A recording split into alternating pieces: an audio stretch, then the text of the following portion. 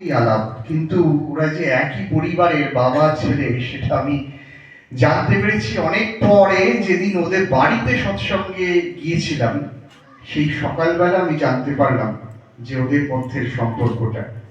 এটা একটা অদ্ভুত, এটা আমার দোষ। কারণ গদায়ের বাড়ির চারজনকেই আমি চিনতাম আলাদা আলাদা করে, কিন্তু ওরা যে একই পরিবারভুক্ত সেটা আমি জেনেছি বোধহয় বছর দুয়েক পর। এটা এটা আমার একটা ত্রুটি বলা যায় আর কি। যাই হোক, তো আজকে সেই রিজুর জন্মদিন, সেই উপলক্ষে আজকে আনন্দের সমারোহ। আসলে আমরা একটা অদ্ভুত মেকি সংস্কৃতির দিকে এগোচ্ছি। তো এই ফেসবুকে দেখছিলাম এখন বেশিরভাগ শিক্ষা হচ্ছে Google, Wikipedia, WhatsApp, Twitter, Facebook, এগুলোই হচ্ছে এখন আমাদের প্রথম এবং প্রধান শিক্ষক হয়ে দাঁড়িয়েছে। তা সেই রকমই শিক্ষকের কাছ থেকে আমি শিখেছি। সেদিন দেখলাম, কাল পরশুর মধ্যে বোধহয় দেখলাম, যে জন্মদিনে পায়েসের পরিবর্তে কেকের প্রচলন কেন, কারণটা কি? তা একটা সময় তো মা পায়েস করে দিতেন এবং ভাতে সেই পায়েস থাকতো, ধান, দুর্ব, ধূপ, প্রদীপ নিয়ে মা আশীর্বাদ করতেন, বাড়ির বড়রা আশীর্বাদ করতেন।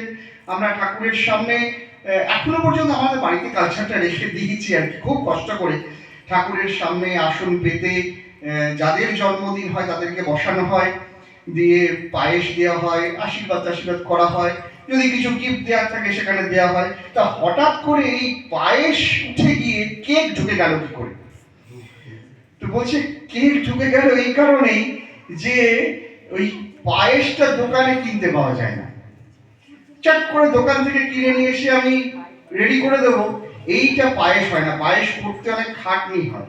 তারপর আবার খাঁটি গরুর দুধ পাওয়া যায় না, সে দুধে বেশিরভাগই জল। আর পায়েসের দু রকম মাত্র ফ্লেভার, একটা চিনি একটা গুড়।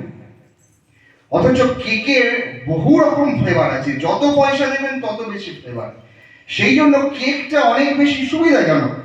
এবং টক করে যখনই মনে হচ্ছে দোকান থেকে কেক কিনে নিয়ে চলে এলাম, এই আর কি। আবার অদ্ভুত একটা কালচার যেটা অত্যন্ত বিধ্বংসী, আমরা খুব আপন করে নিয়েছি কালচারটাকে। খারাপ জিনিসগুলো আমরা চট করে গ্রহণ করি, তো ভালো জিনিস গ্রহণ করতে কষ্ট হয়, কারণ ওখানে পরিশ্রম থাকে, ওখানে তিতিক্ষা থাকে, ওখানে ত্যাগ থাকে, ওখানে আদর্শ থাকে। কিন্তু খারাপ জিনিস ওসব কিছু লাগে না। আমরা মোমবাতি বসিয়ে মোমবাতিগুলো নিভিয়ে দিই।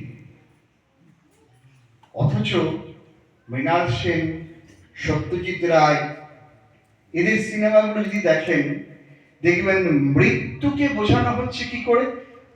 ঠাক করে ঘটি পড়ে গেল, মনে করে দেখুন, পায়রা উড়ে গেল, প্রদীপ নিভে গেল। তাহলে প্রদীপ নিভে যাওয়া, মোমবাতি নিভে যাওয়া, এটা হচ্ছে মৃত্যুর প্রতীক। আর আমরা ঘটা করে সেই সংস্কৃতিটা জন্মদিনে ঢুকিয়ে দিচ্ছি। তাহলে আমাদের নিজস্ব যা, সেইটাকে আমরা বর্জন করে বিদেশের বর্জ্য পদার্থগুলোকে গ্রহণ করছি। আর ঠাকুর কি বলছেন? ভারতের অবনতি তখন থেকে শুরু হয়েছে যখন থেকে ভারতবাসীর কাছে অমূর্ত ভগবান অসীম হয়ে দাঁড়িয়েছে। ঋষি বাদ দিয়ে ঋষি বাদের উপাসনা হয়েছে। ভারত যদি ভবিষ্যৎ কল্যাণকে আবাহন করতে চাও, তবে জগতের পূর্ব গুরুদের প্রতি শ্রদ্ধা সম্পন্ন হও, আর তাদেরই স্বীকার করো। আর তোমার মূর্ত গুরু বা ভগবানে অ্যাটাচড, আসক্ত হও, আর তাদেরই স্বীকার করো যারা তাকে ভালোবাসে। আমরা স্বীকার করছি কাকে? নাস্তিকতাবাদকে, যারা কিছু মানে না, যারা মানছি না, মানব না করে যাচ্ছে, আমরা তাদেরকে আলিঙ্গন করছি। বিদেশ থেকে যা ভালো বলছে তাই করছি। আমরা একেবারও লেজ উল্টে দেখছি না যেটা এড়ে বাছুর না বকনা বাছুর। ও বলছে এড়ে তাই বলছি এড়ে, ও বলছে বকনা তাই বলছি বকনা। আরে দেখো লেজ উল্টে, ওটা এড়ে না বকনা। আমরা এই যে অজ্ঞানের মতো ছুটে যাচ্ছি, অন্ধের মতো ছুটে যাচ্ছি, কোথায়? এর রাস্তার শেষ কোথায়?